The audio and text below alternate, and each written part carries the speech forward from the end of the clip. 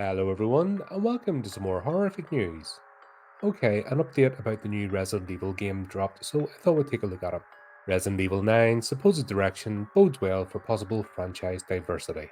The upcoming ninth mainline Resident Evil game is quite a bit riding on its shoulders in terms of expectations, whether earned or unearned. Corners of the Resident Evil community all have their own desires and hopes for it, such as additional legacy mascots returning or a continuation of horror roots rather than action-oriented ones. Thankfully, the latter corner of the community is likely pleased by what director Koji Nakanishi had to say at the recent Capcom Next showcase, with a huge emphasis on horror being generally favourable. It seems clear that Resident Evil 9 will be more frightening than campy. Of course, Resident Evil has always maintained a degree of campiness in its atmospheres, and such camp will undoubtedly be present in Resident Evil 9. Nonetheless, the franchise, inching as close as it can to horror, is always going to receive a positive reception due to its foundations in survival horror, even if for the longest time it seemed to have forgotten that. But as Resident Evil 9 presumably plunges further into legitimate horror foundations, possible forthcoming remakes of classic Resident Evil games can afford to lean on action a little more confidently as a result. Resident Evil may have begun as a chiefly horrifying IP, though it arguably didn't stay that way for long. Resident Evil 2 upended how terrifying survival horror needed to be by presenting enemies at an alarming rate and gifting players with more than enough means to not only defend themselves, but overwhelm the monstrous bioweapons they're up against. It wasn't until Resident Evil 4, however, that a series was marinated into pompous action tropes, which will extend into the 5th and 6th mainline installments thereafter and demonstrate that genre's transition's popularity at the time. Resident Evil 7 was only a breath of fresh air for the franchise, because players had grown so accustomed to action-oriented Resident Evil games that it was difficult to imagine Capcom reverting back to its survival horror, allowing its impact to be cataclysmic. Resident Evil Village then maintained horror while certainly dipping its toes back in the bizarre and hysterical atmosphere, and its success is likely consequential of its unique blend of all the tones Resident Evil has achieved in the past, complete with self-referential, boulder-punching line of dialogue. Never seen a note put in like that before, but assuming that Capcom still has a hankering for remakes of its classic Resident Evil games, next survival titles that would be on the docket are those that would take the franchise back to its action-heavy gameplay designs. Resident Evil 5, Resident Evil 0, and Resident Evil Code Veronica all have been rumoured thus far, with the Resident Evil 4 remake seemingly having direct teases for the Resident Evil 5 remake, but it's anyone's guess whether any of them will legitimately be remade, much less if one would be released before Resident Evil 9. Regardless, if Resident Evil 9 is horror-oriented,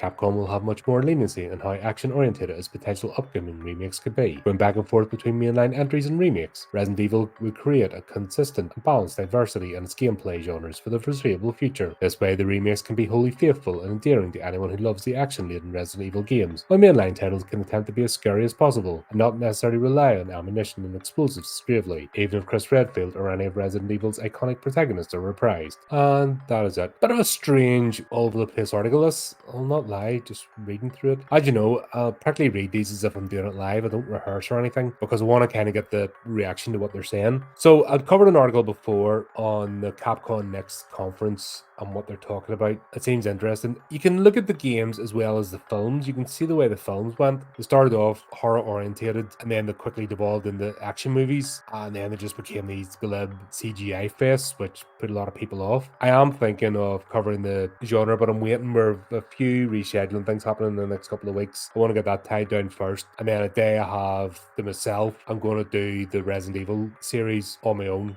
just as a fall through little series just to look at, just to see how the movies started out, how they got popular, and then where they evolved. You can kind of look at it at the game as well. So there's two things going on here. Obviously, the next Resident Evil game's coming out, and they're sort of wanting to go back to survival horror, which is fair enough. This article's getting mixed up with the re-releases. So what they're doing as well is they're re-releasing the original games onto PC, just making them available on the platform. So that's happening, but they're also talking about remaking games. So is that for release on console? So the article's kind of jumbled stuff up a bit here. There's a few things going on. The reconfiguration of the games on the PC are essentially just the original format of the game. They're not changing anything. If you've seen my Resident Evil gameplay, it is as if you're playing a PS1. So that's fair enough. There's nothing really being changed there. The re-releases, I'm not too sure about them. I haven't really looked into them too much. But if they're actually changing the gameplay and the storyline, then that's a bit strange, especially when they've got all this going on, because then what they're doing is they're confusing the market. You don't know what the hell you're playing then. So, and this article kind of confused the market too. It doesn't really know what it's sort of going on about. It's muddled in the remakes with the re-releases with the new game. So, a bit all over the place. There you go. I would like the new game, I'd like to go back to a proper horror game. That'd be nice, rather than just pew pew pew, shooty shoot. Because I find those games boring. You kind of sort of muddle through. I like the idea of getting into the atmosphere and playing a human character. That you're not going to go and take on the big, huge 8-foot monster because that would be silly. You wouldn't do it yourself. So why is your character going to do it? You need to find a way around it. So that's where you need to maybe rig up explosives or something, because that's what you do in real life. Big 8-foot monster walks up the street. You're not going to go up and punch it because that's not going to last very long. So yeah, I understand a bit of suspension of disbelief with these games, but at the same time, as I've always said, especially in movies, you need to ground the reality before you accept the fantastical. If you're playing a flesh and blood human character, you're a flesh and blood human character. You're not going to go fighting monsters because you're not going to win. But there you go. That's what I think about it all. Let me know what you think. And until next time, keep updated with the channel, do the type of clicky things. And until next time, keep it creepy, keep it horrific.